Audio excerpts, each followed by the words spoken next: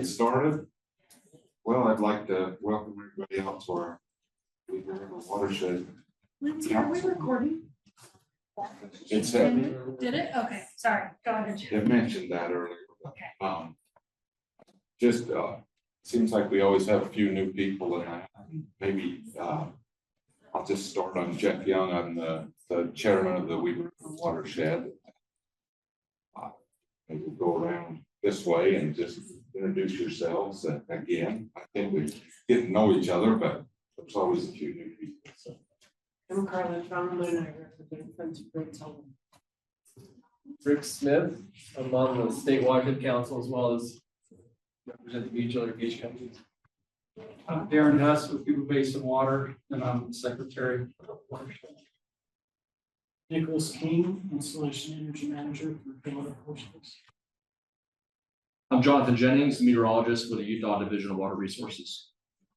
Richard Salas, Water Resources Engineer, Division of Water Resources. John Crofts, Davis County Commissioner. Carly Payne, Division Water Resources. Okay, and then our those that are joining us online, Clint, are you on? You're on. Yeah, there you are. You're on mute still. We can see him. You're muted if you're talking, so.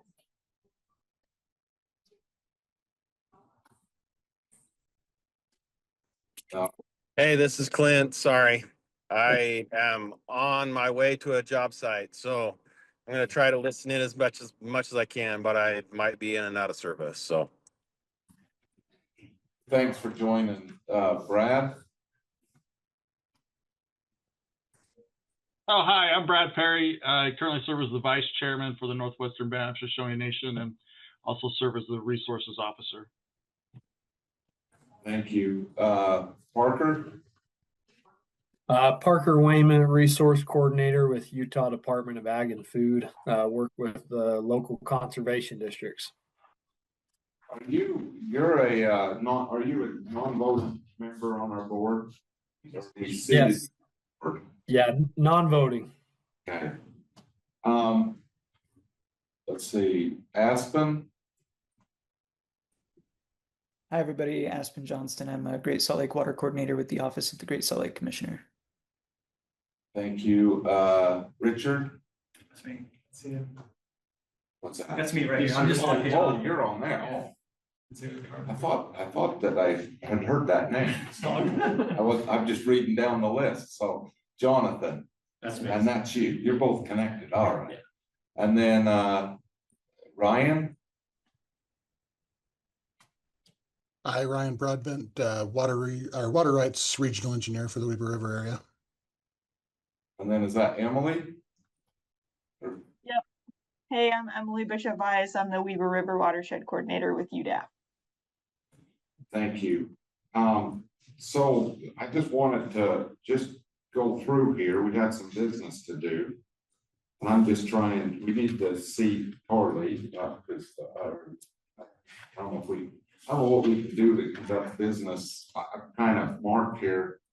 We've got majority, you're saying? We've got 4 voting members present right now. And so we lack majority. Which when we organized this, we had a discussion like everybody wants to, and it's good, like make the group bigger and more inclusive, but it's like sometimes it's hard to get a majority of the meeting. Yeah, right. I think we have 7. What do we got? 1, 2, 3, 4, 5, 6, 7, 8, 10, 11, 12, 13, 14, 15, 16, 17, 17. And maybe they're not all, are all these voting members? I thought that when I started coming in our Jeffrey's place that y'all voted at that point. Okay, well, I just want to make sure. I just don't know if I've seen that in the minutes. That's what I'm trying to remember. Yeah. I don't think we're all doing it. It's just, yeah. Yeah. I think we have the same problem. We didn't have a majority to even vote her in, unfortunately. So as far as conducting business and approving these updates on the organizing document. What do you recommend? Should we try to do that virtually? I mean, have everyone review them and then we could probably, yeah, by email and even. I think we go over whatever changes Carly has, so. Can Yeah. Talk Yeah, about let's go over the specifics. changes. Nothing huge. Yeah, we can walk through it, and then if there's anything else you wanna change, I can do that, and then hopefully on the next meeting, it can just be an easy vote. Hopefully, Yeah, let's go over. Okay. over those. let me share it so the people online can see it.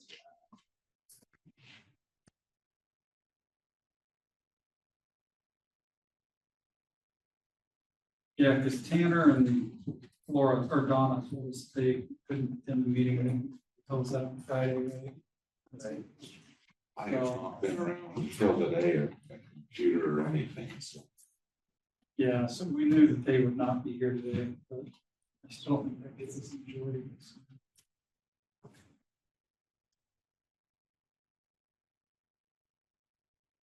Okay. Again. So I offered to update the council's documents after the last meeting. And part of the reason was because the State Watershed Council had switched to a new template for these documents after you guys formed your council, so to bring it more aligned with that. And part of the reason was just some policies that the council had discussed changing. So I guess I'll just walk through. Almost everything was made to align with the new template, or if I made a comment that's specific. So I'll just go through quickly what we have here. This is just some wording changing, saying this council was formed, under the Watershed Councils Act. Under the role, they made that a little bit more elaborate. This council is created to serve as a forum for water users and other stakeholders in the Weaver River watershed to meet the water needs and opportunities critical to our watershed. As organizers of the council, we hope this will lead to better planning, coordination, funding, and satisfaction of water needs in the watershed. This council is also intended to serve as a place where interested stakeholders can collaboratively address problems and resolve conflicts. So that is all new wording from the new template. I guess let me say, you do not have to accept any wording from the new template. So stop me at any time. If you don't like something, let's mark it down and I will change it again. I think that's a big improvement. There kind of lays out the purpose a little better. So. I think it understood what it kind of grew into something later on, and we were one of the first ones to organize. Yeah. Okay. Then, of course, it talks about how you have an opportunity to select a representative to the State Watershed Council. It talks about what the State Watershed Council does. I made a comment here in the new template. This whole paragraph is moved to a footnote, so I can do that. I don't personally think it makes that big of a difference. So then we have just minor changes here in section 2, authority. I don't think there's anything big that we need to really review.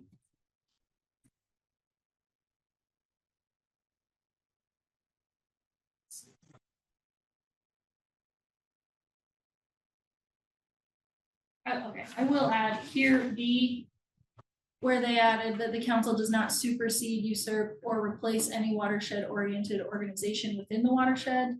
They changed that because the Jordan River Commission became the Watershed Council, so they had to. You guys have not done that. Okay. The council will conduct meetings and other activities for discussion, planning, and for collaboration on watershed issues. Again, minor wording. Let's see if I can.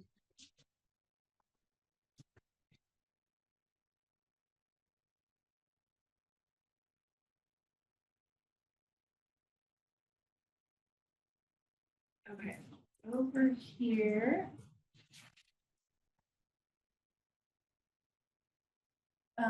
I have commented remove, oh, that's just about this line.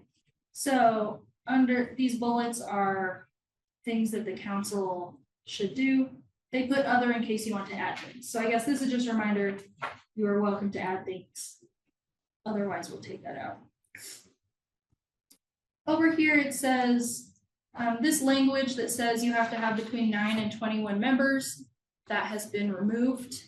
I did want to see what the council thinks about that. You had talked about, it's nice to have a cap on members because of the quorum issue.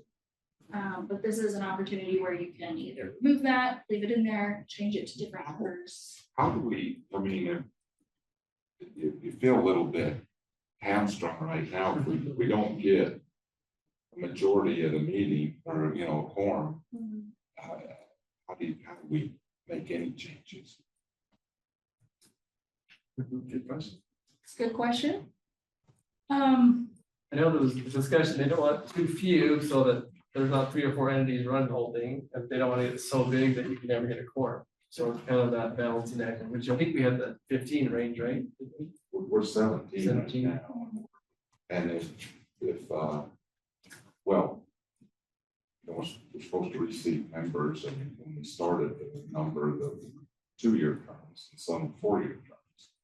And the 2-year terms have expired, so maybe we don't have that many members anymore. You mentioned Mrs. West potentially, maybe that slot doesn't get replaced. That might be, part of that discussion. Have a little attrition for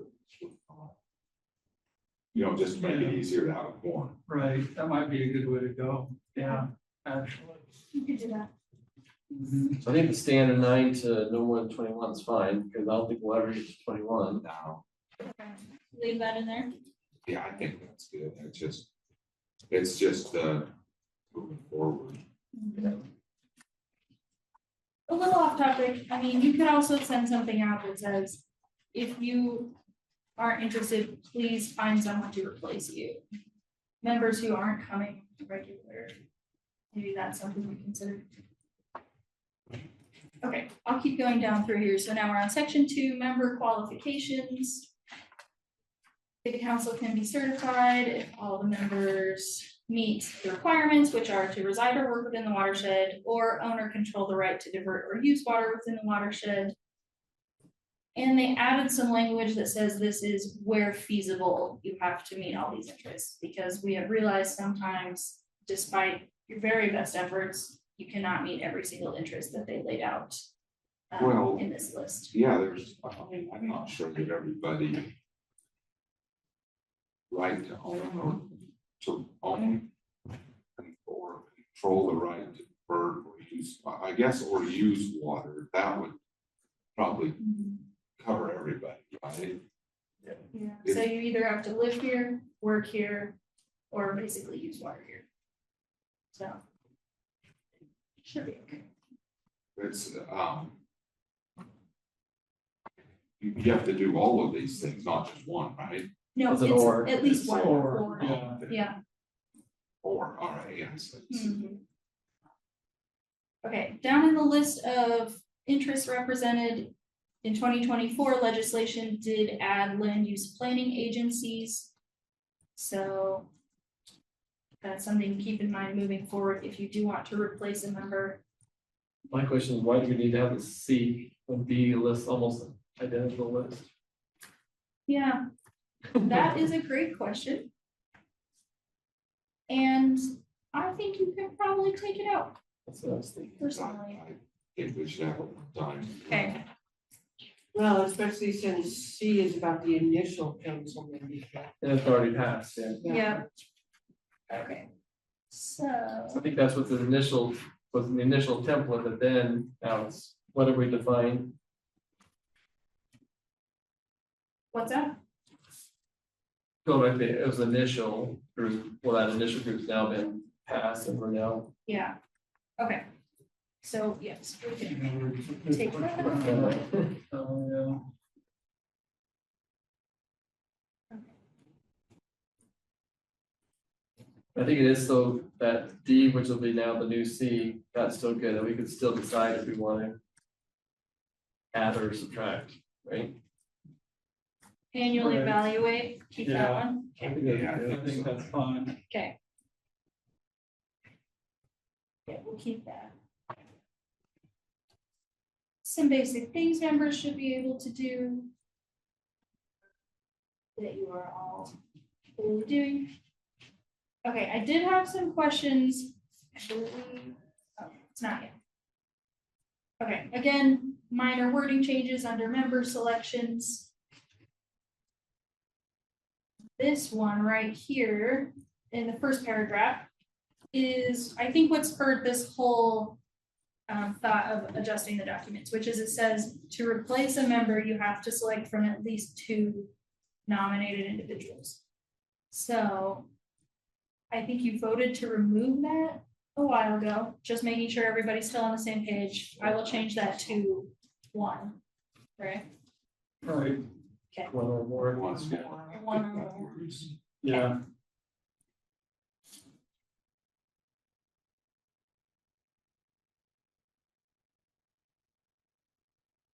Moving down to section 4, they did add members may designate proxies to act or vote in their steads. That's another thing that can help with your quorum issue, is really encouraging before every meeting. If you cannot, please send a proxy. Quick question. Carly. Yeah. So on the nominations, do it says something about advertise, solicit nominations? We need to do some kind of public notice saying submit a nomination, or, okay, it's just, No, okay, just solicit from the council members. okay, To my knowledge, there's no public notice required. okay, that's good.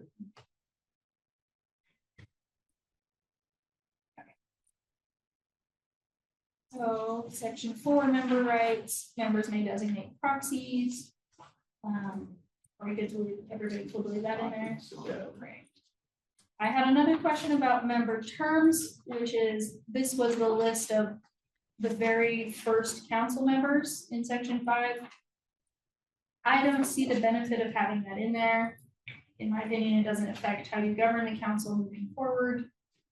Is it more confusing because it doesn't match the current membership list? So. Well, the only question I would have is just keeping the membership, the current membership list. But, you know, this kind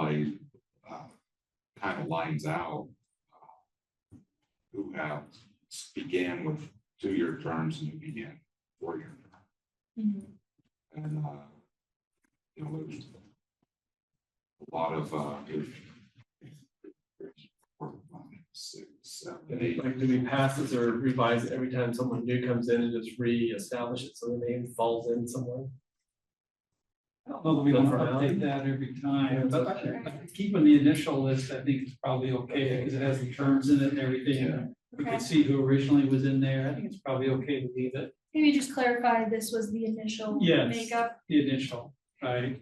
And I think it does say that up there, right? Well, it says the initial terms, yeah.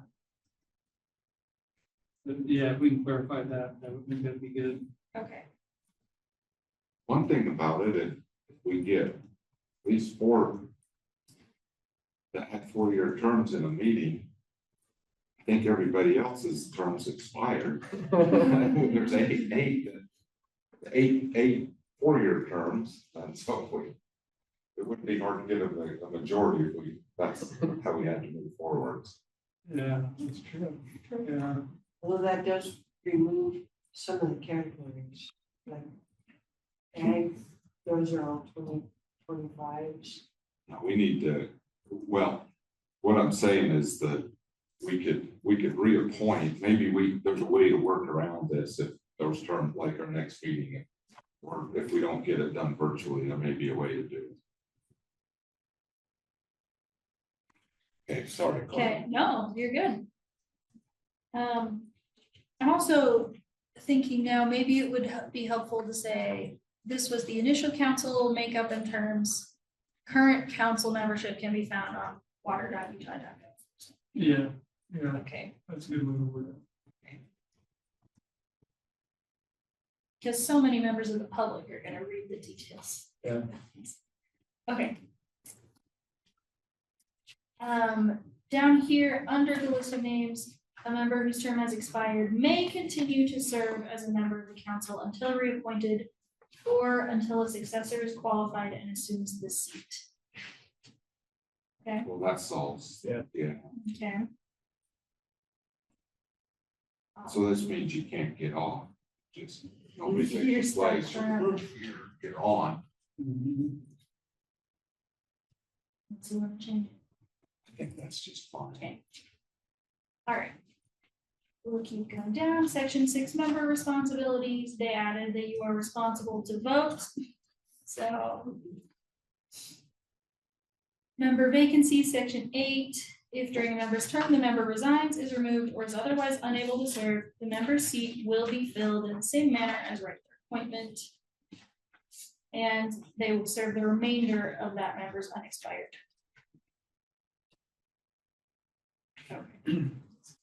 Not a lot of changes under officers. I did add this because you guys voted to add secretary as an officer.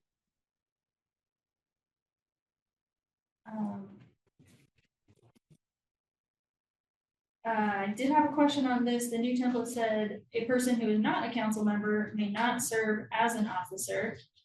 There is one watershed council that has voted to remove that so that they can have a non-council member serve as a secretary, their chair. We can leave it. Thought I'd point that out as an item of discussion.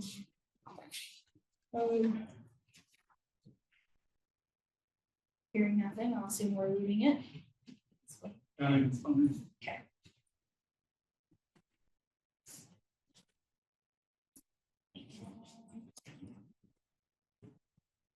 Moving down, not many changes. Section 6, officer removal. They've added an officer whose membership on the council ends shall be deemed removed as of the time the membership ended.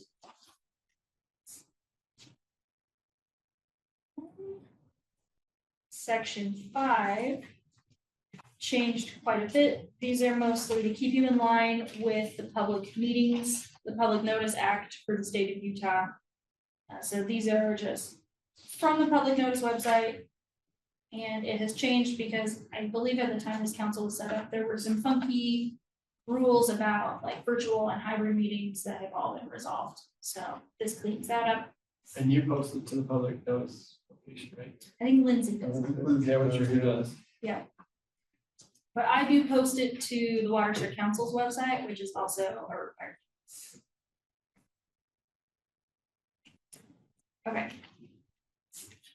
They added that a chair has to add an item to the agenda if 2 or more members request it. They added that you can create committees if you so desire. And other people outside of the council can be invited to be on those committees if you so desire. This electronic meetings, again, was just cleaned up to clarify the cleanup of the Utah code. And we added your anchor location is here at the Water Conservancy District. You can strike out newspaper, Where's that at? not that page. At least one newspaper in general circulation. What?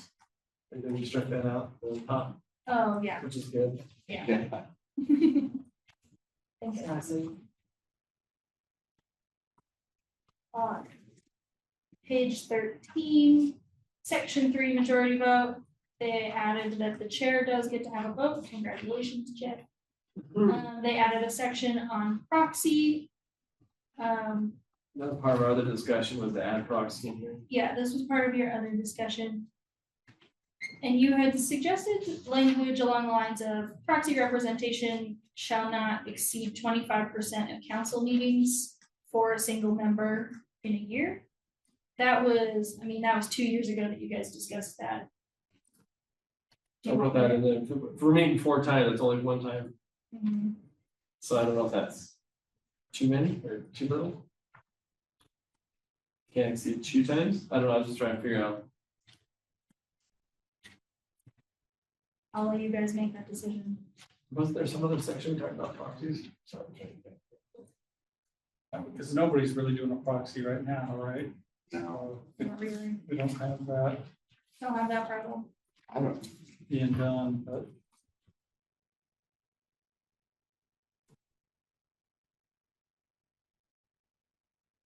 I mean, it would be different if there was a lot of action taken by this organization. It's not a lot of official action. Right. I think this, so where you have this highlighted, no designation of proxy shall exceed 1 year in duration, where it's completely blocked, is that in, or is that just a comment? Well, we had talked about that. Yeah, Yeah. so in the paragraph, that's from the template. Yeah, okay, And then- I think that, to me, that covers it. And, you know, if somebody doesn't come for, you know, if you miss one, this is one meeting, if you have 4 years, it's 25%. Okay, so maybe stick with the template language. I, Okay. Excellent. And that's it. well, I guess how do we get this sent to all the members? Can we, She already did send it. but I mean, as far as, I don't mean the document, but just we need to request that they review it and approve. Can we do that? Yeah. Have a virtual approval or over email? I think you have to have an agenda technically with it as an action item. So we need to have this at another meeting. Yeah. And maybe we could put on that agenda that there's not a quorum at the meeting. So That's an alternative. Is that permissible? Yeah. I think as long as you notice it, you know. Yeah, as long as you have a then I notice. think it's probably. Yeah, yeah, I guess you could put out a notice of an electronic vote to do it soon. Okay, well, we don't have we'll just, have this as an agenda item at the next meeting Right, and yeah. see what we can do to approve those changes. And then at that meeting, try to reseat, appoint council members, and we ought to we're supposed to, at the last regular meeting, I think I read in there, that have an election. To do that, so I guess that doesn't. You have to stay in the position. Yeah, based on it. yeah, the next odd year, it's like on the odd year, last regular meeting of the odd year, you have elections, so it's. Okay, well, Can we let's just postpone that? Can we just say? we're yeah, gonna so postpone I that? think we postpone that, and we just do it at the next meeting, Yeah, that's, but I put it on the agenda and notice it. I think that I think that if we hadn't changed our meeting date, which was all my fault, I was had a meeting that came up, I had to be in Denver, I was traveling. Had to be, I couldn't be here. Yeah, it's scheduled, so. Well, let's move on down to the Salt Lake, Great Salt Lake Advisory Council, and maybe before John gives his report, Yeah, I just want to update just on the State Watershed Council. So we've been meeting quarterly on those. On the last meeting, we actually had the Forest Service do a presentation, which I thought was really well done. So there's 2 or 3 things that kind of came from that meeting. One of them was to make sure you include recreation, which I think we've done a pretty good job, our watershed. The other is we can invite the Forest Service area manager to present to our local watershed and provide information. So that's another potential future agenda item that we could use here. The other one was to involve your local representation, including county commissioners and others. So I did reach out to Weber and Davis County, kind of a nexus there because they're also on the Great Salt Lake Advisory Council. So that's one reason I reached out to Commissioner Crofts, who's here today. But then thinking there's others, some at Morgan counties, we can also reach out, get more county representation. They want to use these watershed councils to push out, as you know, the state water plan and other things, so I think the more mixture of stakeholders as well as legislative or representative type entities, we can have more dialogue on that front. I think that was the majority. The other thing was,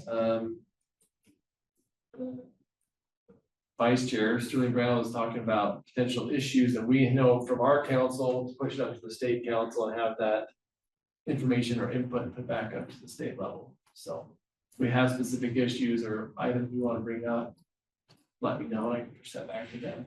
One of the things that would be kind of helpful, I think, for this council would be to have some idea what other councils.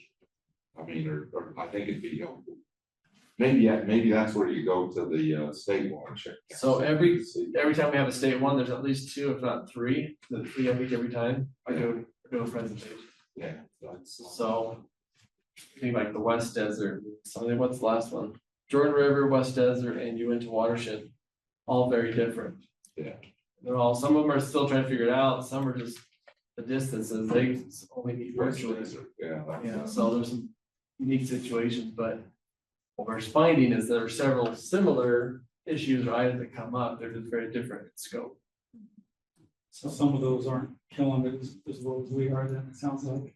I think we're ahead of some that Jordan River, if you all looked at a model, that's the model, because one, they already had the Jordan River Commission. Yeah. They now are just basically 48 members, some crazy number like that. Crazy. Wow, okay. So yeah, there's, but again, they have a whole structure and that they just piggyback on, moving forward. Right. And the other component, they have funding on the Jordan River Commission side, which the rest of us don't have that. Cool. So what kind of things are they tackling?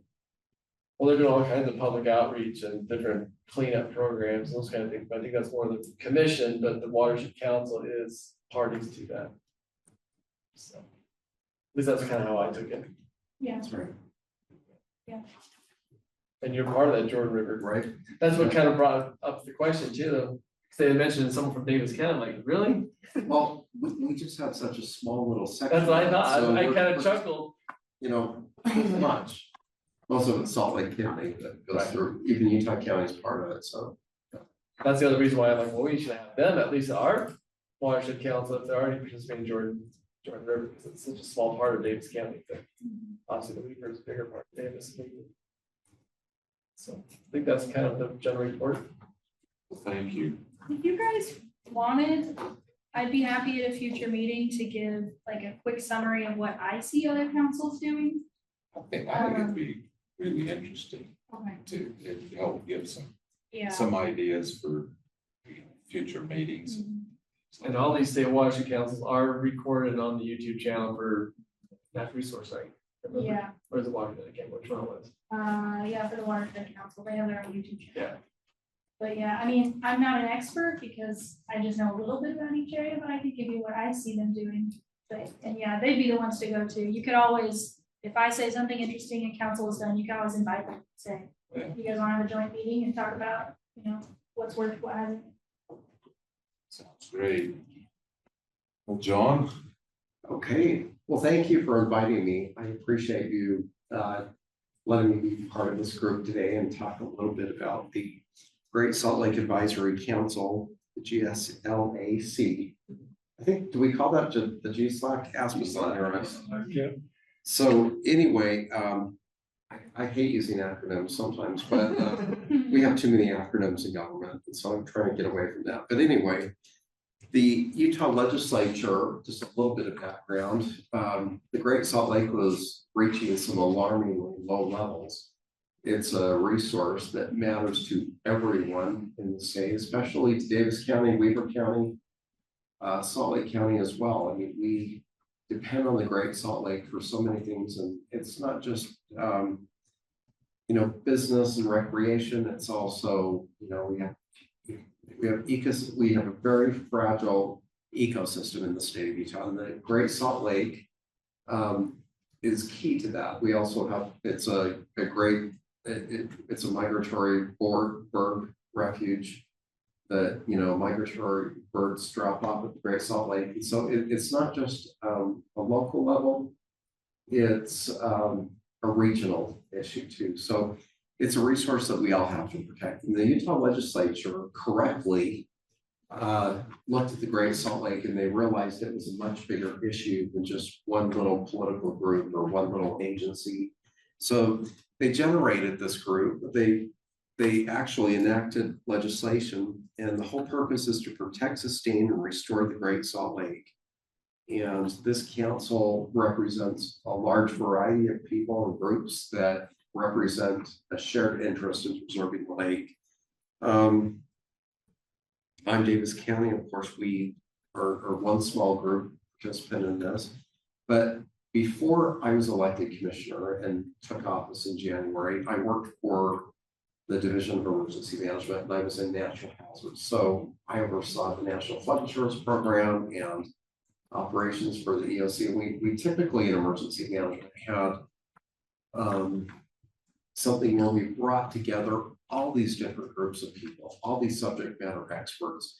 And somebody referred to us as the hubcap of wisdom and knowledge. And I don't know if that's accurate to say, but the Great Salt Lake Advisory Council is the hubcap of wisdom and knowledge. They're bringing together all these different groups that have a shared interest in saving the Great Salt Lake, preserving it, and conservation. I just wanted to talk a little bit about it. And this group meets regularly and they take things seriously. They also have reports on their website that have gone out. They're publicly accessible, and it's based on science, and they give a report on everything that they do, the activities they're working on, and there's a lot of different things. I don't have time to talk about all of it. And Aspen's here. I guess, we could probably schedule a 3-hour meeting, and Aspen wouldn't be able to, or me or the other members of this group wouldn't be able to cover everything adequately. But just a couple of things. So the south arm elevation right now, as of October 2025, it was measured to be 4,191 feet. And that's down about 1 foot from last year. So when I came in today, I was joking about, do I get graded on that? And I guess we all get graded on that. So even with all the mitigation and all the efforts that we've been doing, it's still something that needs our constant attention. And when we talk about different groups, this group, the Weaver River Watershed Council, I think in the future, we're going to have even more involvement with this group. So I think it's going to be a cooperative effort from everything. And when we talk about disaster management in my previous life as an emergency manager, natural hazards specialist, subject matter expert, every disaster is local. And when we talk about the health of the Great Salt Lake, they're from a local level, from Davis County, we also play a part with that. They were talking about, Salt Lake has that whole slow the flow campaign and everything. But when we talk about Davis County, what about, having high efficiency toilets, or, do you want to have a high efficiency washer and dryer that doesn't put any water down?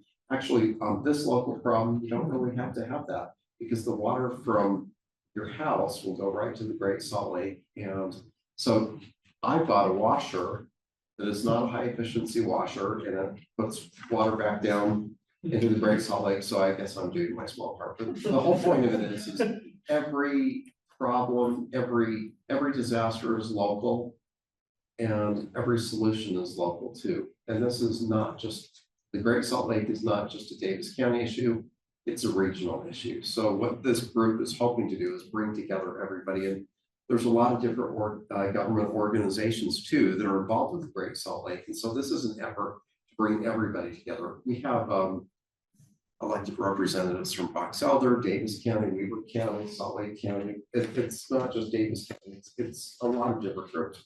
And then we have different government groups that are involved with that too. So I think that they're taking a really good approach to this. I think the legislature was visionary when they looked at this and saw that it was a more complicated issue than just having a small little weak task force put together. This is a powerful group of people, that have a lot of subject matter experts that bring their wisdom and knowledge together, and hopefully we can do things to improve things. Also, just talking about the salinity, the lower the lake goes, the higher the salinity goes too. There's other issues, cascading issues that come, we have to protect the lake, and there's other issues with dust. We've all heard about that. We read the newspaper, the Salt Lake Tribune's done several articles on it. And there's the inflow dynamics. So all these SMEs talk about the ongoing analysis of the Bear River contributions, the evaporation losses that we're suffering, and also the breach flow between the lake arms. And basically what they've determined, all the SMEs coming together, is there's continued stress on our ecosystem, the dust control areas, and the economic activities, which include the brine, shrimp, minerals, and recreation. So we're not quite there. The policy and strategic focus that they're looking at, the council's top priority is making sure that additional inflows reach the lake. So I know my dumb little washer is putting a little bit more water out towards the Great Salt Lake.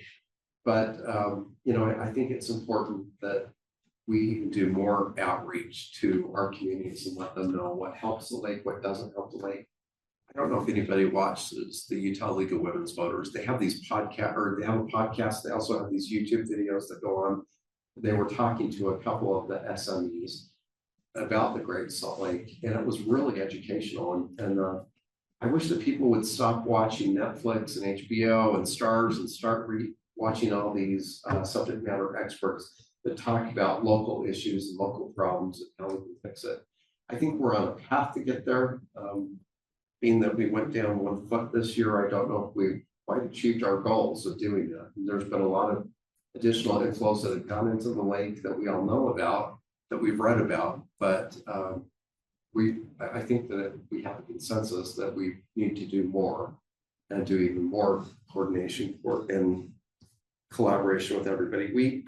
I don't know if there was also some articles, and the Great Salt Lake Advisory Council has put out a goal that we want to get to 4,196 feet before the 2034 Olympics. And the 2034 Olympics, that's not that far away now.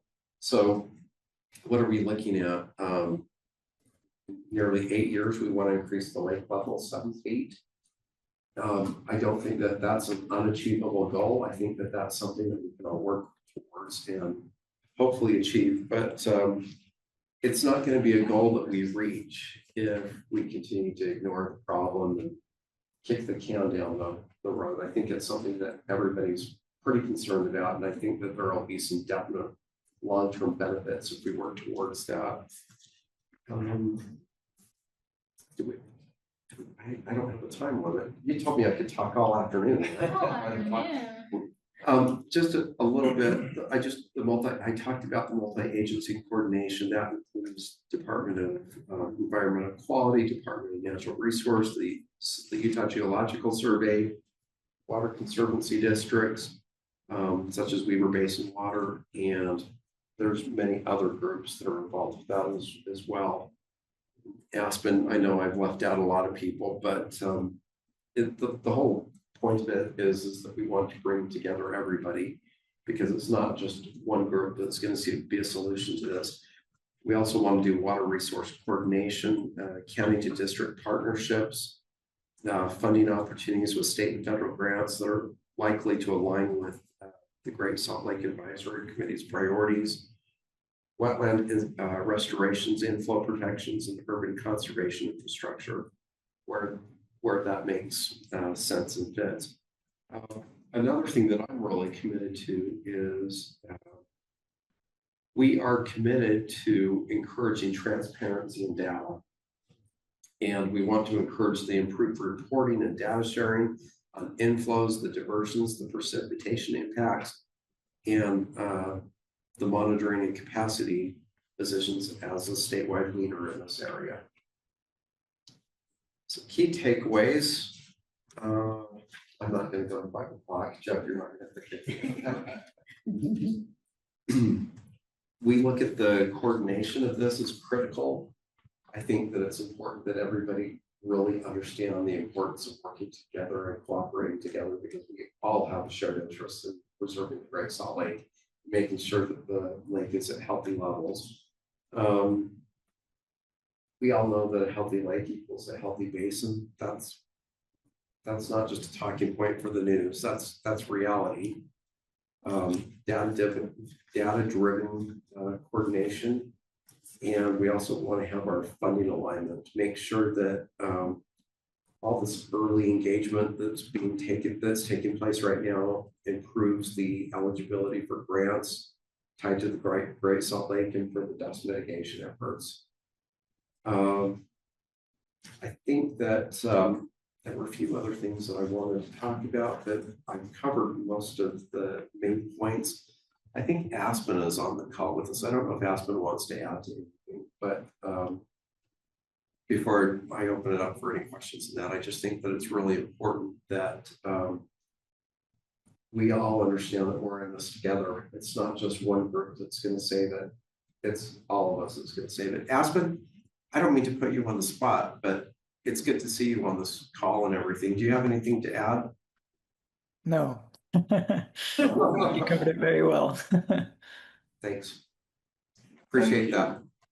Okay, turn the time back to you. Or if you have any questions. You know, when you say that the lake went down a foot and all this increased flow to the lake, or, all the work that's been done, but I think this was the driest summer I've in 30 years of living at the upper reaches of the watershed I've ever experienced. And it was a tough summer. I think it would have been worse if it hadn't been all these other Yeah. inflows that helped. So you're not going to give us a C- or a D- on it, maybe a B for effort? I think it was a good effort, and I think that it was a pretty tough conditions. It's remarkable to get the water we had in class. Yeah. There's some different water models that they're looking at right now, some hydrologic estimation models that they're looking at. They're estimating that we'll probably become hotter, but get more rain events. And so it's interesting to point out, October was a pretty wet October. I think it was probably one of our wettest Octobers, wasn't it? Mhm. Yeah. So It's one of the top 3 or Top 5 ever. top five ever. Yeah. Not just October. Yeah, ever, yeah. God, if only we had a meteorologist. It's good to have you here. Well, the other thing that's, we're set up pretty good. We have soil moisture right now. And so a lot of the snow we get on be more runoff. Which we didn't have last year. Yeah. We had a really dry fall, and that really exacerbates the problem next spring. So we're setting up much better than we did last year, but the natural flow on the river this last year was just non-existent. It just dried up so fast. So that was a killer for everybody in the water industry. Jeff mentioned. So anyway, it's setting up to be much better, but who knows? So. Well, I guess. Yeah, one quick comment on G-Slack. So I know G-Slack and all these different watershed councils are now funneling a representative to the G-Slack. I think one discussion or potential item is maybe alternate agendas. So one's more watershed based versus expertise G-Slack. That's something that has been discussed, I think, a little bit. Because each one of these watersheds is supposed to have a representative on the advisory council. So I think we have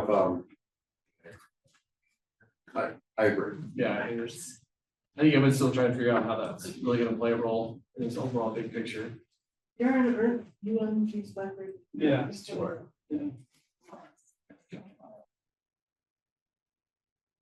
By the way, I'm going to miss the next meeting. I have to send a proxy, so. Okay. And then you can do that. Yeah.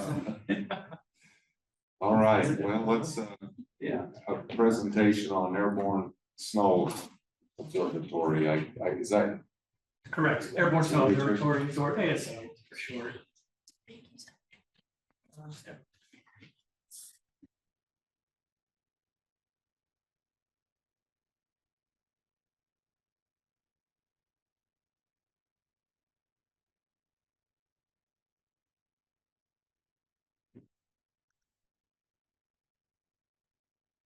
We need permissions to share screen. It should pop up on there. It's not sure. Let's. There it goes. Very good. Thanks.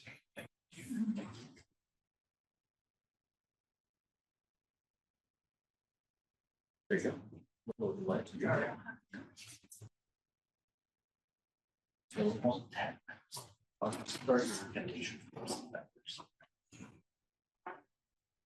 Just a little bit. There it is. There's a lag. All right, there we go. Just to reintroduce myself, I'm Richard Salas, Water Resources Engineer. Resources, it's nice to see some familiar faces. I'm going to give a little overview on the Wings Over Weaver project, second ASO, Airborne Snow Observatory project in the state of Utah, with the first being the Utah. I'd like to give a shout out to Weaver Basin Water as one of our funding partners. We've also partnered with the Office of the Great Salt Lake Commissioner and the Bureau of Reclamation, which gave us a grant that covered about 50% of this cost. It's not a cheap project, so we're grateful for all the funding partners. So I'm going to keep this pretty simple and short and sweet, but I plan on discussing a little bit about the history of snow measurement and where we're at today, because I think it's important to get a little understanding of how that measurement has evolved over time.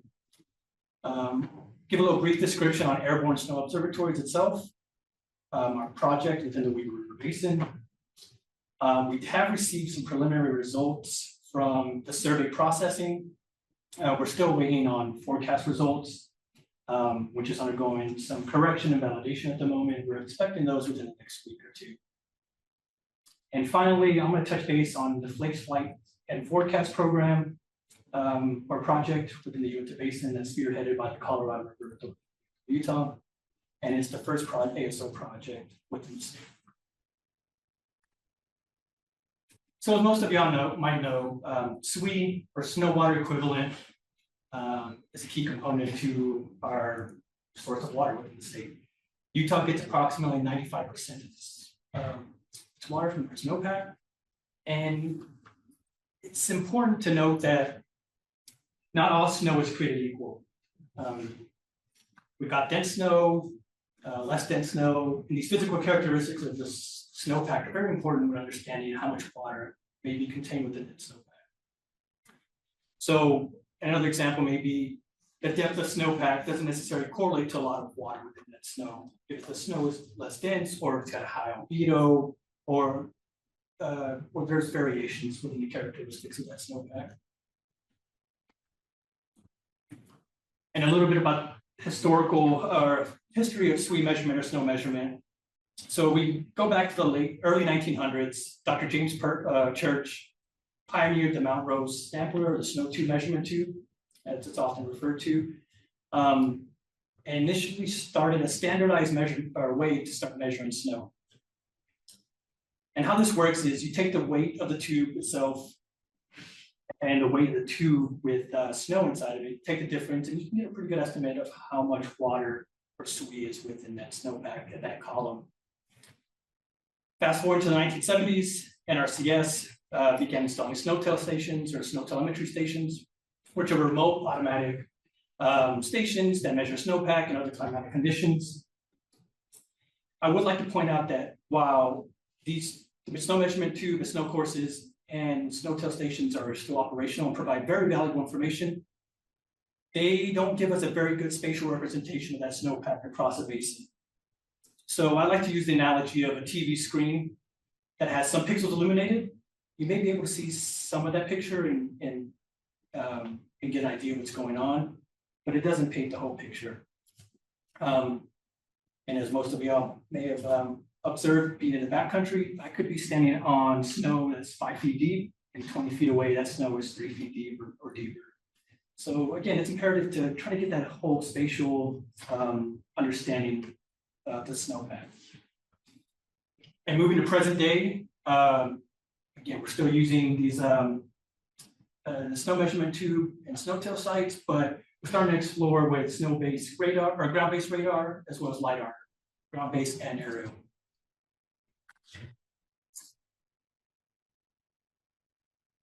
So here, just a couple pictures. Top left there, a couple guys using a snow tube for measuring snow. You can see the hanging scale hanging around their neck there, getting some measurements. Bottom left, we've got the snow tube within the annulus or the hollowed out part, getting a snow measurement there. And on the right, we've got a pretty standard configuration of a snow-tail site with the snow pillow and a various assortment of instrumentation, such as snow depth sensor, temp sensor, and so forth. And I did forget to mention that anytime you have any questions or comment, just raise your hand. Happy to address that. All right, a little bit about airborne snow observatories. ASO got to start within the NASA Jet Propulsion Laboratory back in 2010, where Dr. Tom Payne and his team saw the need for better snowpack measurement and forecast estimations in California. This program within NASA operated for about 9 years, mainly in the California Sierra Nevada region, and concluded in 2019. Now, Dr. Painter and his team had some foresight and saw how this technology could be continued in the commercial space. So at the same time, NASA agreed to license their technology to ASO and begin commercial operations. And today, ASO currently operates within 30 domains or project areas in the US, and they're expanding into Europe and Asia as well. And the figure on the right here, just a little simple figure of how these airborne flights work. A plane flies over a project area in snow-free conditions. They're able to map out the area and get a digital elevation map. Same thing happens in the wintertime where with snow on the ground. They fly over with snow on the ground and process that data, and they can measure the depth between those two flights. So real quick, yeah. So it can do the depth, but that doesn't really know the density and type of snow, so that's the variable, right? Yeah, so that's, I'll get to that here in a second. So with those flights, ASO flies one of their planes that's kitted out with LiDARs and imaging spectrometers. That's where we get the snowpack characteristic from the spectrometer readings. Here in this little figure, kind of break it down in a 3-step process. We've got our snow-free flight and our snow-on flight, and the data acquisition from those flights, again, snowpack depth and the physical characteristics. We process, or ASO processes that data and gets outputs such as snow depth, SWE, and snow albedo, or the reflectivity of that snow. They then incorporate that into their ice snowball snowpack model, which essentially models the flux or the melting and freezing of that snowpack over time. And then from that, they ingest that data into the WRF hydro model, which is then used to produce forecast estimates.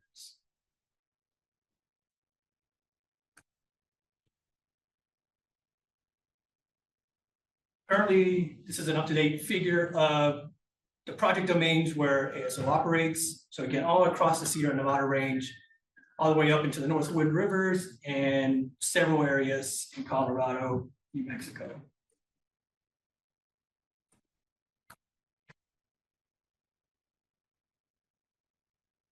So again, I'd like to extend my gratitude to Weaver Basin Water and our funding project partners. This project, unfortunately, doesn't cover the entire Weaver River Basin, but does encompass about half of it, or about 870 square miles. And a few of the project objectives that we're looking towards is to obtain a real-time basin-wide picture of our seasonal snowpack and how that changes and evolves over time. Improve our runout forecasting. We only have about 6 no-till sites within the basin. This is a large area. And going back to that analogy, we're going to try to paint that spatial and temporal picture of our snowpack evolution. We want to help inform our water managers so they can make the best decisions for their customers.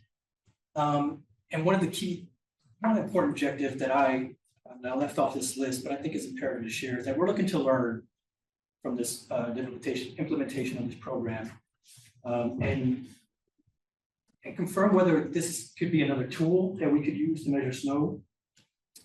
But with that comes a high price tag. So trying to figure out whether the juice is worth the squeeze here.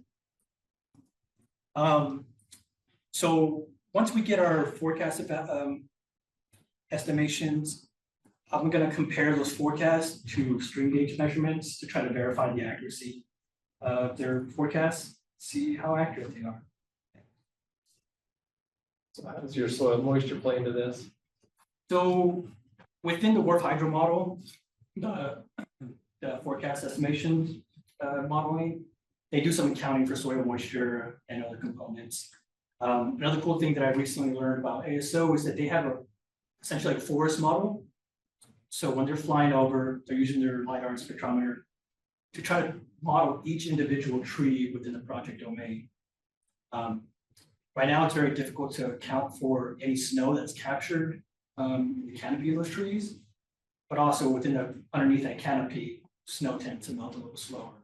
So all of these factors are incorporated into modeling and just will help evolve and better our forecast estimates. So it looks like your project area is about a third of the watershed. What areas are you concentrating within the Weaver watershed? Yeah, so next slide. All good. Good job. Good question. So the project area is delineated by this green line here. So extending from the headwaters up to Echo Reservoir, East Canyon, and down to Park City. So it's mostly the upper part. Correct, yeah. Which would be your majority of your snowpack. Exactly, yeah. And I'll show some more figures that show the snowpack distribution from our preliminary results. Another thing to note is it's very hard to estimate unnatural regulated flows downstream. So once we get to this part of the basin, it's with all the diversions and inflows, it's extremely difficult endeavor to do that. So part of the reason why we're focusing in the upper headwaters there. So where are the gauges that you're comparing? Yeah, so they're not on this list. I can pull up after this presentation, I've got a list of the gauges that we're looking at, and some of the gauges lie outside of this project boundary. And one of note is the Plains USGS gauge at Plain City. It's one of the most downstream gauges that will give us some insight into the inflows that's making its way to the Great Salt Lake.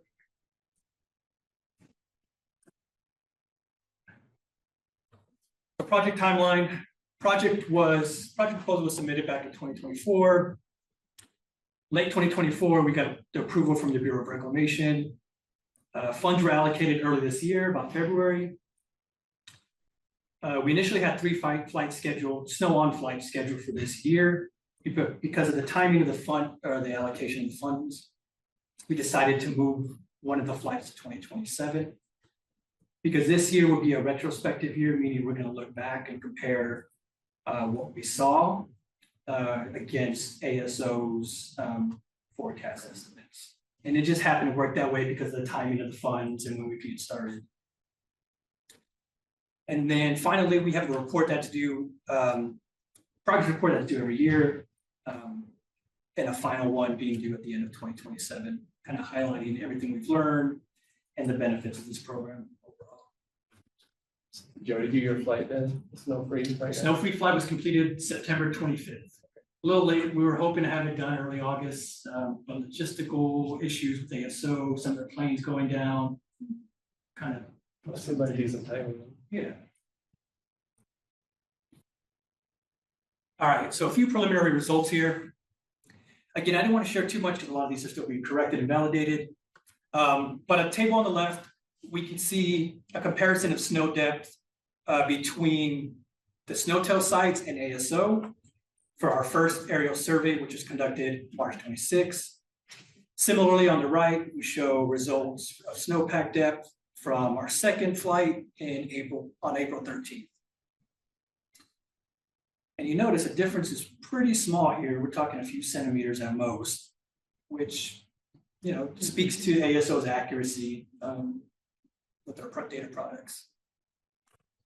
So if you fly in the winter, is it going to be February, March? Is it January, February? Because some years there's hardly any snow until late January, early February. Or later. Usually we try to fly and capture peak snowpack This year was a little weird because we had some storms move in right in the March, April timeframe, and then it got a little hot.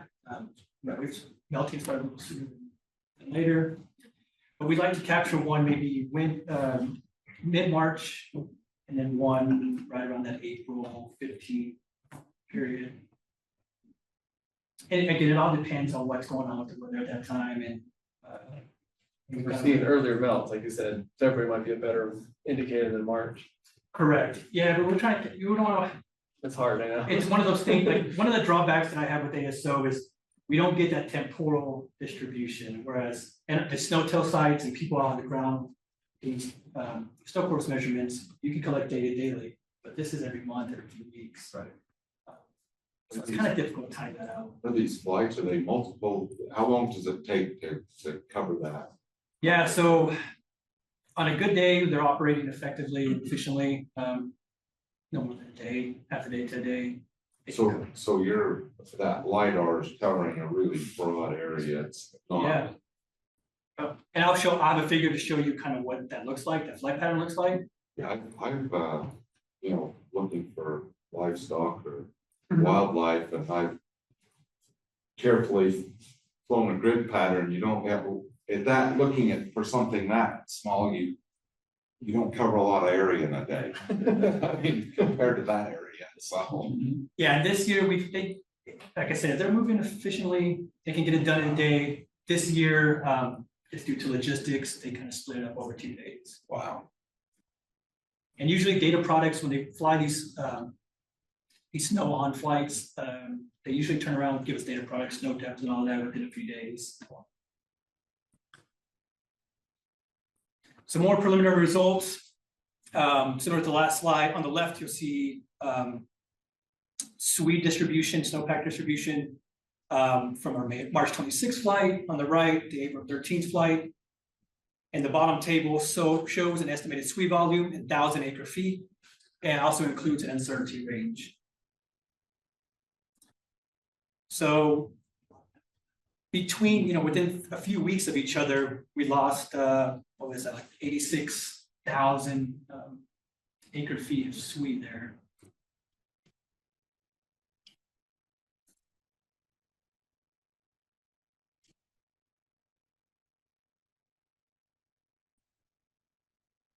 And lastly, just touching base on first pilot project, ASO pilot project in Utah, spearheaded by the Colorado River Authority.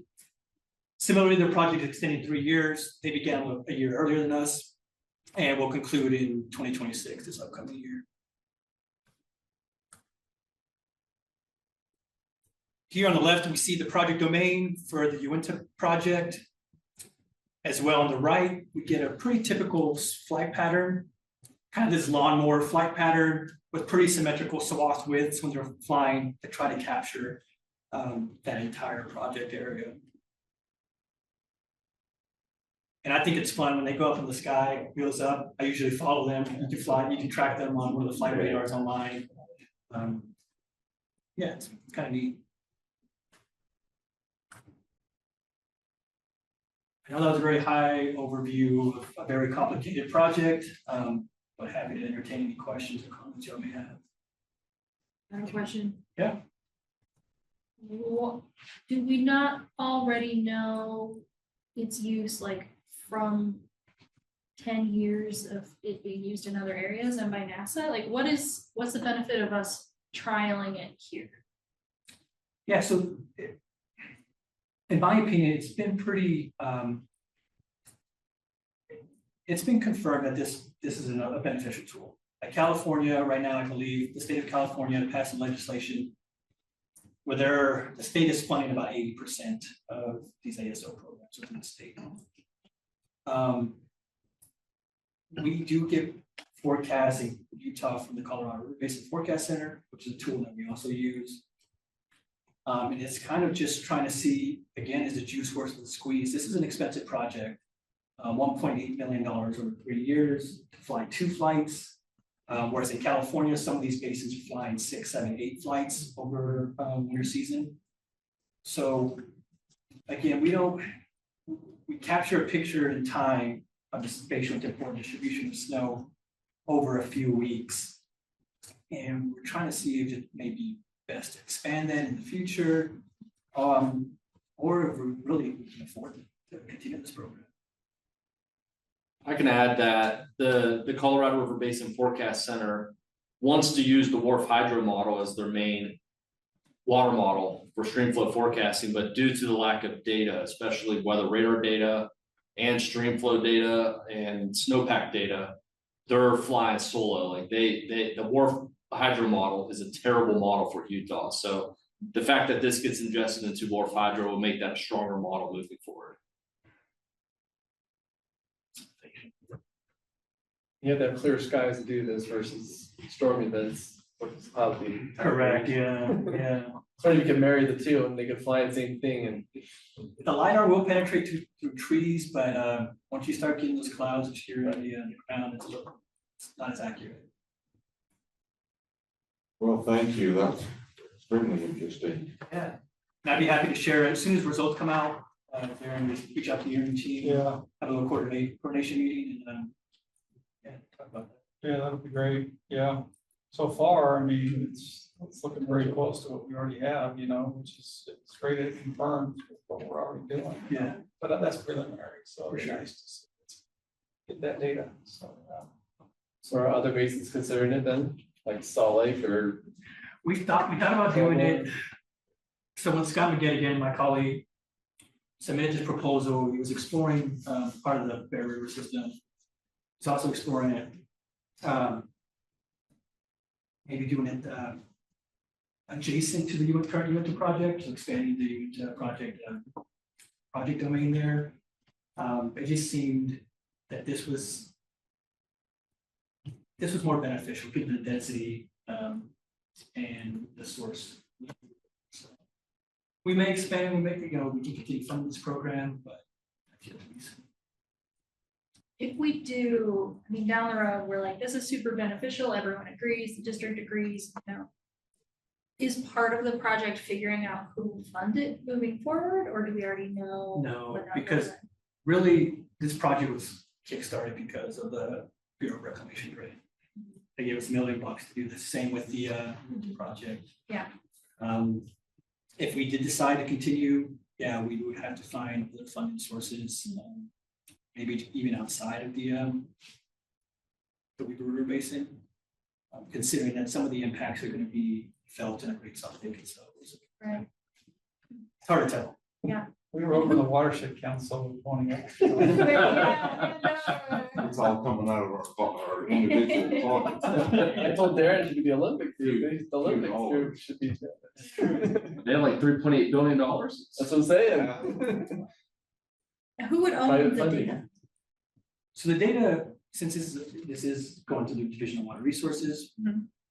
ASO technically owns the data, and they just recently updated their data sharing policy. I don't know what that looks like now, but all this data is available to our funding partners and other public entities. I have to get back to you whether we can openly share the data with everybody. Basically blast it on our website. Yeah. But yeah, there's no issue. Like Pauline Cabret from UGS reached out, wanted to get some of this data.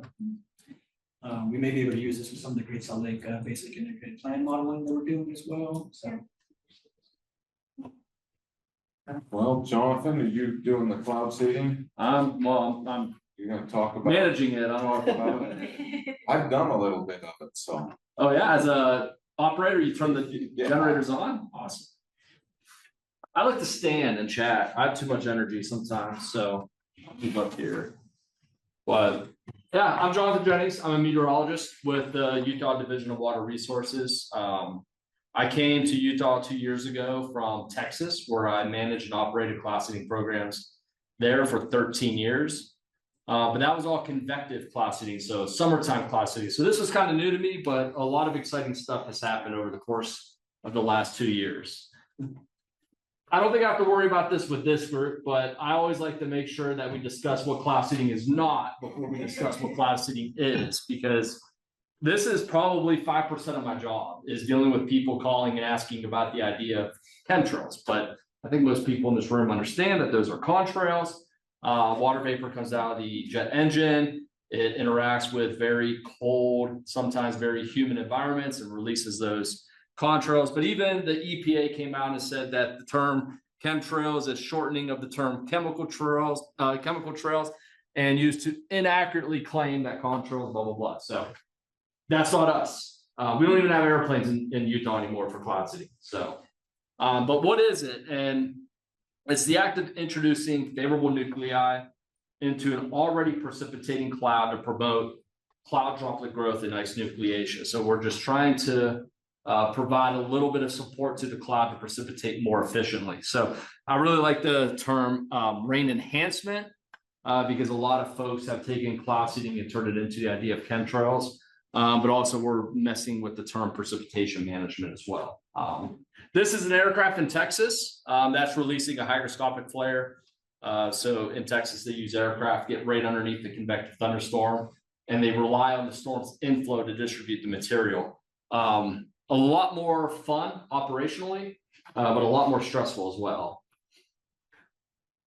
So before I move on, I always like to mention in 2003, the National Academy of Sciences released this publication called Critical Issues in Weather Modification. And they wanted to really emphasize that weather modification should be viewed as a fundamental and legitimate element of atmospheric science. A lot of our numerical weather forecasting models we use today, the cloud microphysics process that are in those models is derived from cloud seeding research. So cloud seeding gave us a reason to really dig deep into the cloud physics and have a better understanding of what's going on. And that has led to a lot of really good discoveries that has increased our forecast accuracy. So I like to make sure people don't, this isn't just some snake oil salesman thing going on here. So why Utah? Why Mountain West? This is a means of affordable new water production. We have a lot of super cool liquid water in our clouds thanks to the orographic lift.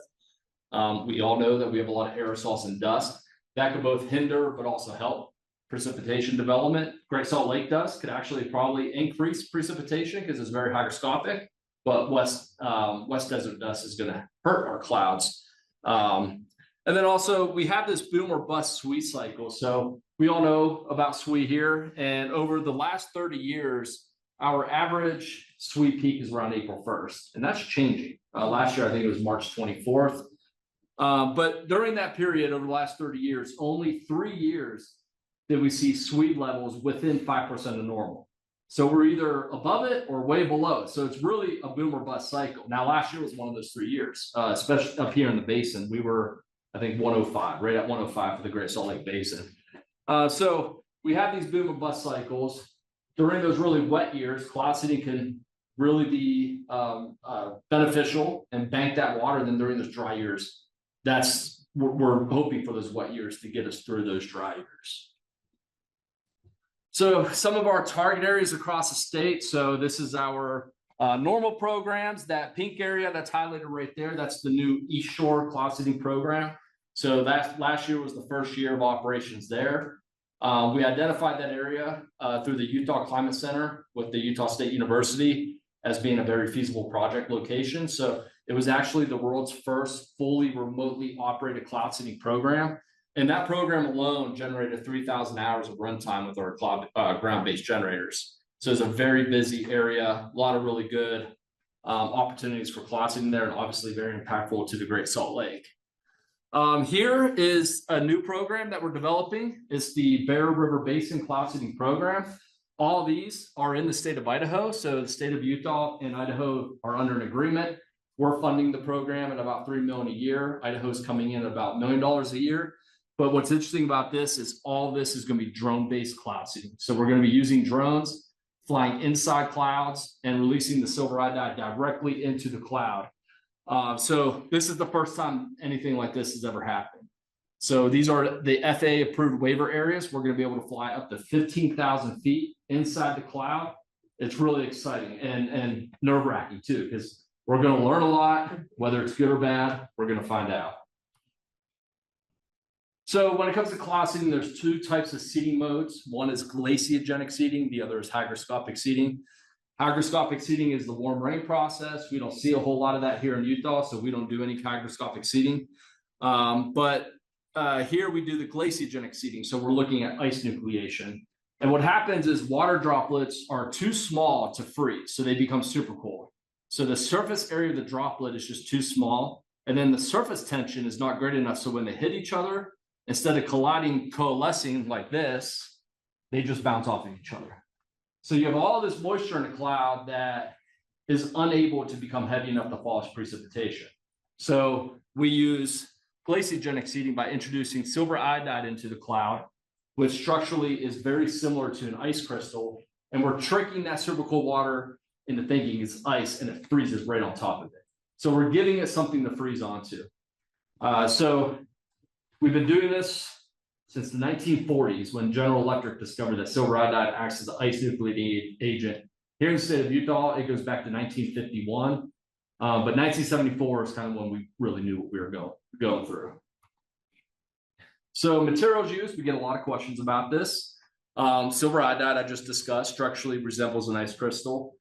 Temperatures need to be in that -5 to -20 degrees Celsius range. If you're colder than -20, ice is probably going to start happening already naturally. But then 0 to -5, silver iodide won't nucleate at those temperatures. So we really want that -5 degree level. And we look at that based on like 700 millibar maps, that's around 5,500 feet. So we'll have a really good idea of where that -5 degree line is. The other is liquid propane. Emory County Water Conservancy District, they have a liquid propane program. And all they're doing is evaporating the liquid propane. And that creates these bursts of evaporational cooling. And everything from 0 to -40 just instantly freezes. But with that, you have to be in cloud. That has to be released in the cloud. And the dispersion isn't really great. So if you're looking to hit like a narrow canyon, maybe ski resort, liquid propane would work really well. But for larger dispersions, it's not going to work as well. Calcium chloride, that's with hygroscopic seeding. We don't do any of that here in Utah, but if that -5 level keeps rising as it has, there might be a use case down the road to do some hygroscopic seeding here in Utah.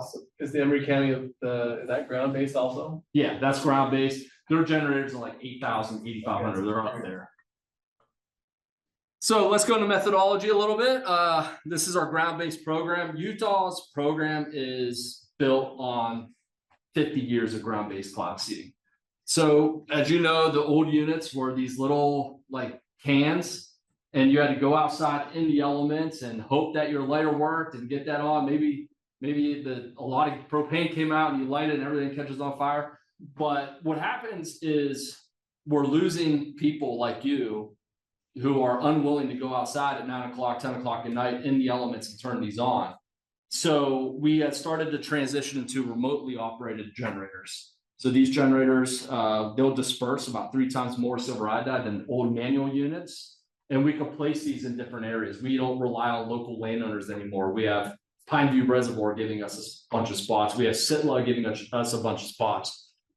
So we have gone completely remote. There are no more manual-based ground generators in the state of Utah. It's all remote. We have 187 of them today, all across the state. So huge investment by the state.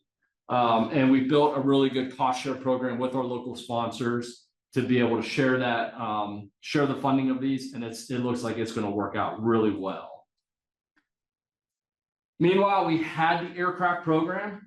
So for the last 3 seasons, we did have airplanes here in the state of Utah. So last year, we only had 1 aircraft. They were based out of St. George, but kind of flew around. We only did 47 flight hours.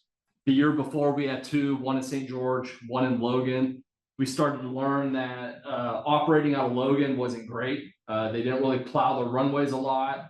We couldn't shed ice. There was nowhere to go to shed ice because for us to be impactful, we have to be in that super cold water, and that's where icing happens. And then also, it's hard to tell pilots to go into a cloud knowing they're going to go into icing conditions. So bang for the buck, it just wasn't worth it. I just wasn't a big fan of the aerial program. But what we did do this year is we're funding more drone programs. So you guys saw the Bear River Basin. They have the waivers up there. We have local sponsors in San Juan and Grand County. So we're going to be seeding the LaSalle's. And what's interesting about the LaSalle's for ground units, they're not going to work because the wind likes to go around instead of go up. So now we could access the super cold water with the drones. We have local sponsors in Fillmore that are funding this as well. And then we're going to be also funding a program near the Camas Valley, trying to focus on the western Uintas. So last year we did 75 hours of flight time with the drones in the Cache Valley, just to figure out if these things would last in icing conditions. And the only drone we lost was when the USU operator hit the kill button. So we showed that these drones will last in icing conditions. And the drones we're going to be using this year are way bigger than what we're seeing on the screen here. They have about a 6.5-foot wingspan. So really amazing technology that I didn't even think I would support. But after seeing what the company now, North American Weather Consultants, who is now owned by Rainmaker, have been able to build, it's quite amazing what they're doing. Okay, so they do ice up, it just doesn't, it still can function.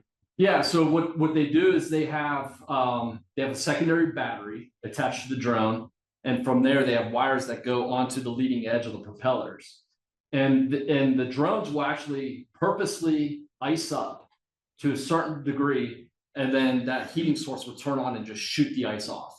It just sheds it right off. They were doing wind tunnel experiments in Austria, and one of the operators was inside the wind tunnel, and he got all cut up by the ice being shed. They didn't realize that's what it would do. So it's pretty interesting technology. So how do we actually go about our operations? We have to have really good meteorologists that can do a good job of forecasting. So we're looking at when is our window of operation.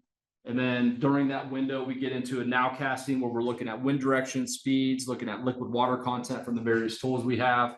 700 millibar temperature, so that's around your 5,500 foot level. And then instrumentation is something that we're trying to get better with here in Utah. Radars, radiometers, icing rate meters, and then one of our biggest tools are UDOT's traffic cameras. Because we have so much radar blockage happening, especially in our mountain ranges. Our meteorologists are flying blind. Traffic cameras have been a huge resource for them. And then during operations, we like to just keep an eye on the current conditions. Do we see a shift in the winds? Because we want winds that are perpendicular to our mountain ranges. If they start to shift and become more parallel, then our dispersion is not getting up and over the mountains. And then we have pretty strict reporting practices that we like to keep an eye on. So this model here is a high split model. So that's the location of the generator. And we can see on this given day that dispersion is going to happen to the southeast. We actually have SKU-T data, so a vertical profile of what we're seeing. So the high split model through the Air Resource Laboratory has been a great tool for us. And then the Utah Climate Center has created a high resolution rapid refresh model for us. And typically forecast models have 40 grids in the vertical. We've added an extra 20 and squeezed all those 20 to the lowest kilometer. So now we're really looking at how the terrain impacts our weather here in Utah. So that's going to be a great tool, not just for cloud seeding, but everybody that's doing forecasting in the state of Utah. One of the biggest questions, obviously, is evaluation. How impactful is cloud seeding? And it's the biggest challenge in our field because our signal from cloud seeding still hasn't really gone beyond the natural variability of weather. But we do have strong target and control evaluations of highly correlated snow-tell sites.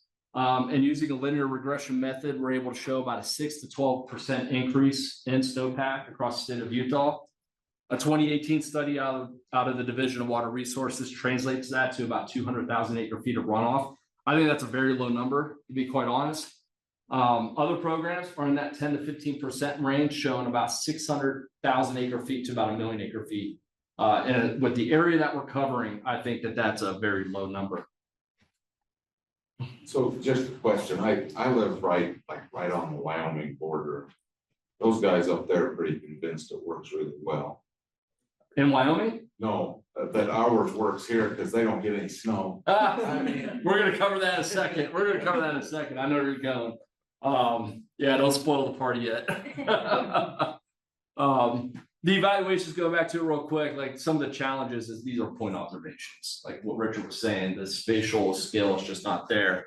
Snow redistribution is an issue. And then not all increases are the same. I'm going to talk about Snowscape, our research project, real quick. But Paul Brooks, who's a snowpack hydrologist with the University of Utah, talked about the importance of albedo, snowpack albedo, especially in the late season. If we could delay runoff by a week or 2 weeks because of a fresh snowpack on top of potentially dirty snow from all the dust, that increases runoff efficiency greatly. So we want to see a better albedo. So delaying runoff more efficient. So not all increases are the same. We want to see that albedo in April. It's not as important as what we see in January, but again, it's just as important. And then some of our programs have outlasted climatic periods. Southern and Central have been seeding since 1974. Western Uintas has been going on for about 30 years. So it's just time for something new. And how we're going to handle that is a big research program that's going to utilize the WRF weather mod forecast model. And what that does, it allows us to input our ground-based generator locations, and then it models the dispersion of where that silver iodide goes in interaction with the super cool water. And then it creates a snowpack. And what we'll do is create a 32-member ensemble. So we have all these different ensemble models, so we'll get a range of what that snowpack will look like. And then later, it'll be ingested into a very calibrated WRF hydro, which I'll talk about in a second, and we'll look at stream flow estimates. But of course, another way to overcome these challenges is better instrumentation. I'm trying to work with the UCRC, UDOT, and Colorado River Authority of Utah to bring gap filling radars to the state of Utah. So those blockage areas that we know all too well, especially in the Uinta Basin, we can start to see what's happening over there. We have K-band vertically pointed radars all over the state now, thanks to Rainmaker. The Southern Nevada Water Authority got a $2.4 million grant. They decided to pass that funding on to us here at the Division of Water Resources. So we purchased some radiometers.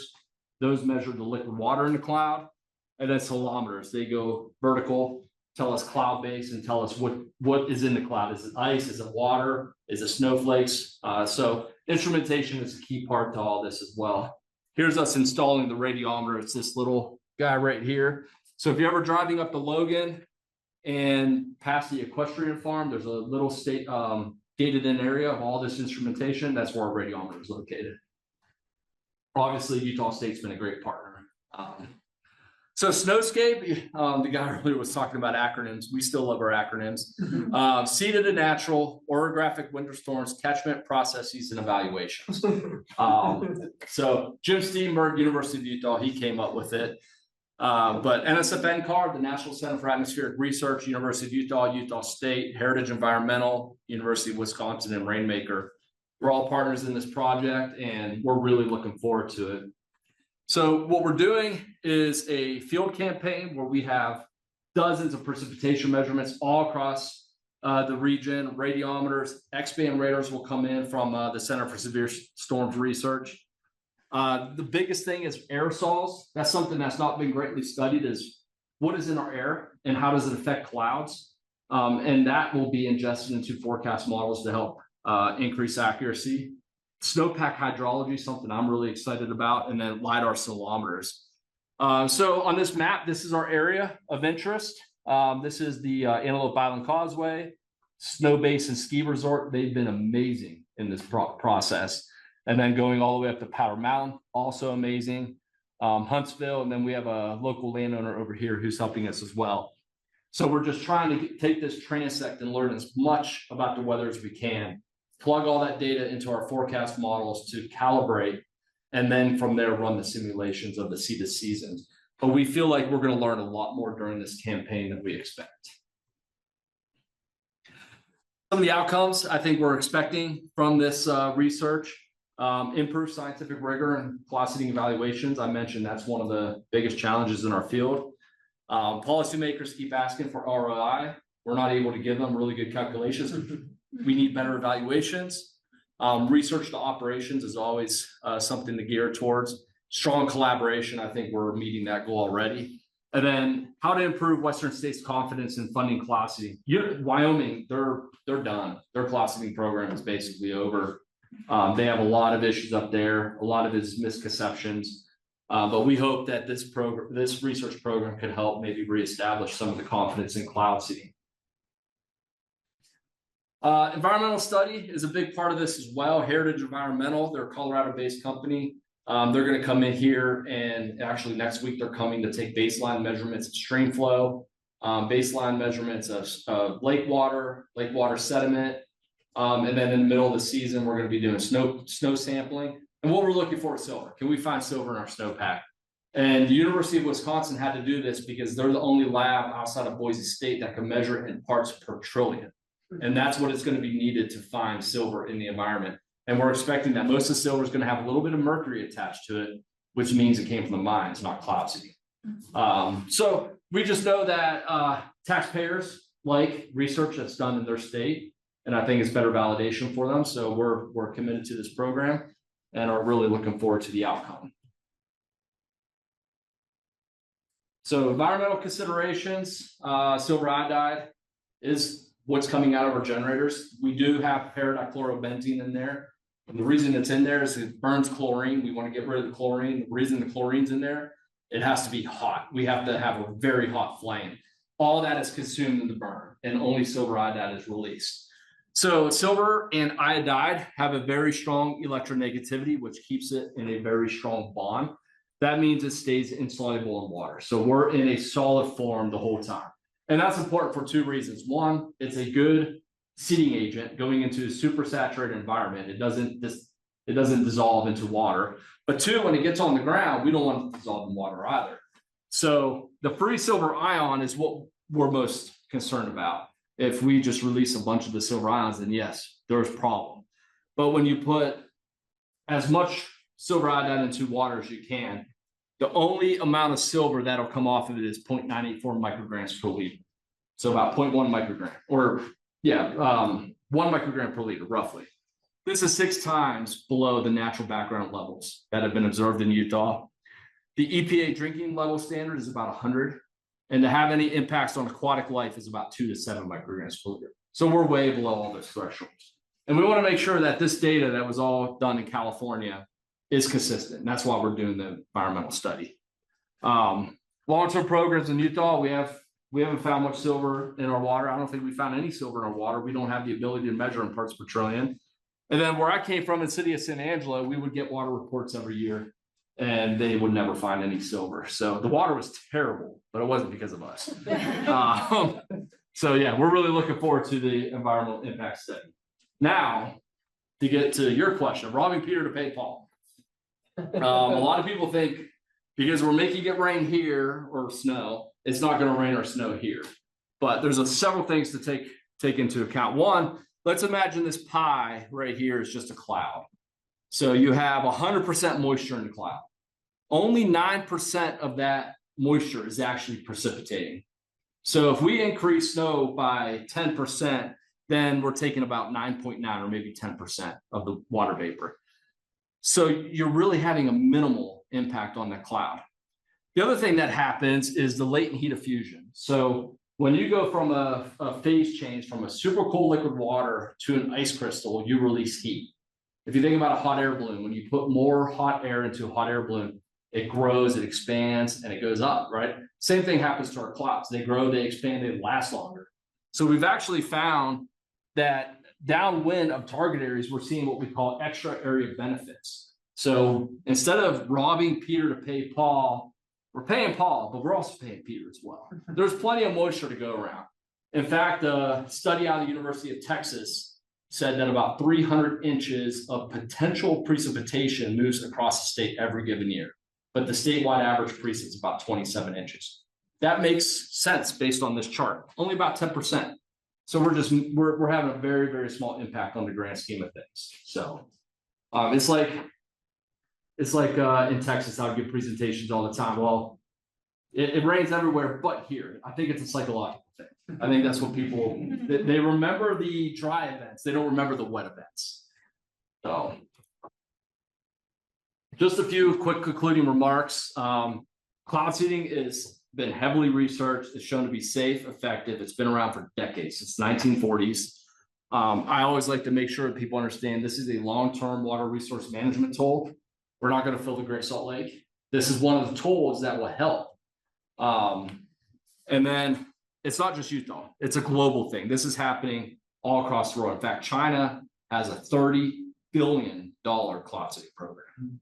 $30 billion cloud seeding program. Idaho, Wyoming for now, Colorado, Nevada, California, Texas, New Mexico, Arizona, North Dakota, and Oregon. all have some form of cloud seeding happening right now. I believe Washington State and Montana State will jump on board in the next year or so.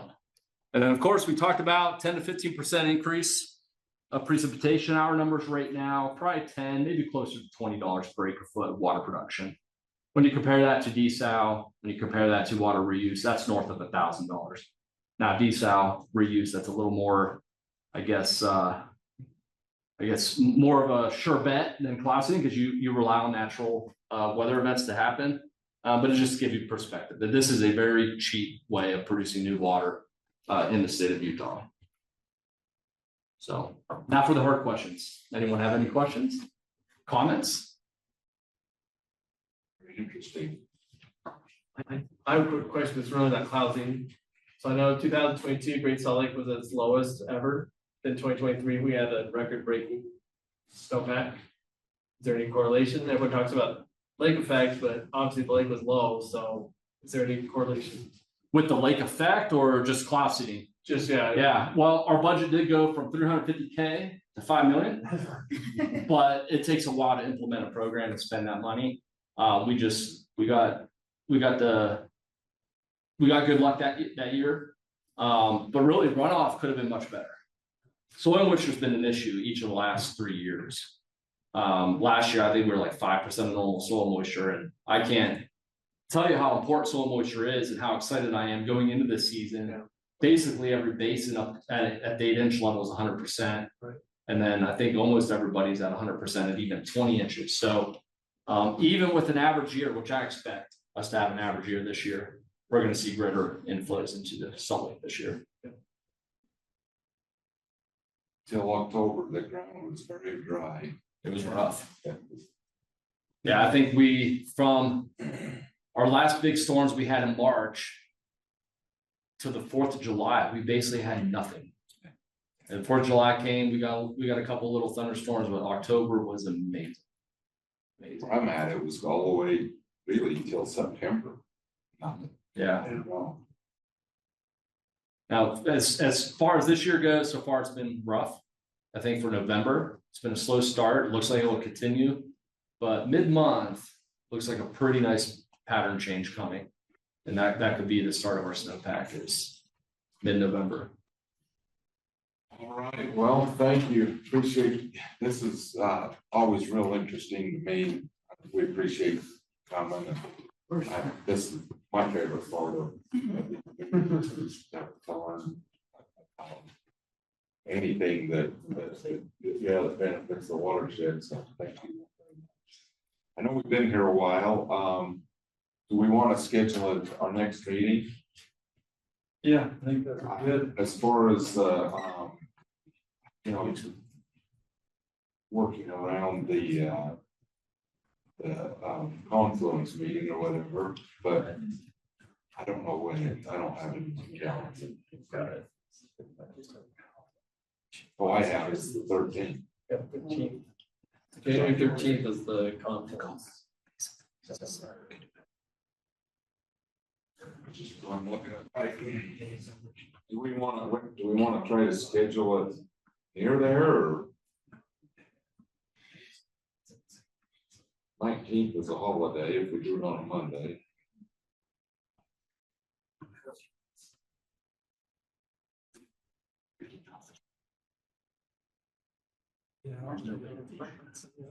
Just so you know, the Utah Watershed Council is the day before, January 12th. Oh, yeah, I was just so you know. I was going to suggest that, but we can't. It's at 1 o'clock, so I mean, we still could have this one earlier, but not. I'm just going to. It is booked that day as well. 1 o'clock. Would you prefer to do it on that day or on the on like the 26th?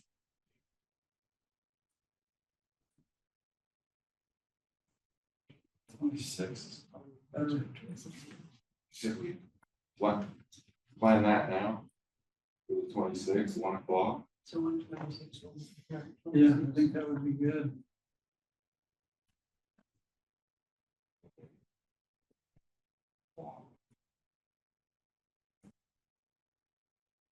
Okay, well, I can take the motion to Real quick, I'm just gonna let you know, there is this November 12th, there's a Weaver Basin Water Talks. What do you wanna call it? Panel discussion, Darren's on it. I got this via email. Where's that? In Ogden at Union Station. I sent it to Lindsay so she could share it out with the group. Yeah, she did. Okay. So I can look at my email. Who's I thought putting that people on? would be interested. What? Who's putting that on? Stewardship Utah. Stewardship Utah, yeah. Yeah, Chandler's kind of the one that's. Yeah. I received it via email and shared it with some other people, but I thought this would be another group to share it with. You do need to RSVP because they're gonna feed us. Yeah.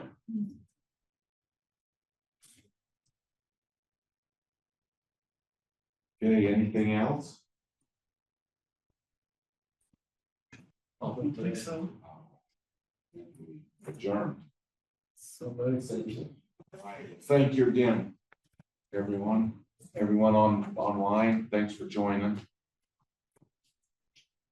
Thanks for having us. Oh, Yeah, thanks for coming. Appreciate you guys. Yeah. Very good. Shake people around a I little know. more before the next one. well, I think changing it. Yeah, Good thing, but it happens. yeah. I got run, I got somebody waiting out here. Okay, sounds We'll good. see you. Thanks, Jesse. Thanks, Nick. Yeah. Yeah. Thank you for your comments on the, No problem. It's quite a model. Yeah, we said that. Yeah. Okay, that's pretty complicated. Yeah, sure. We'll get it refined. Yeah.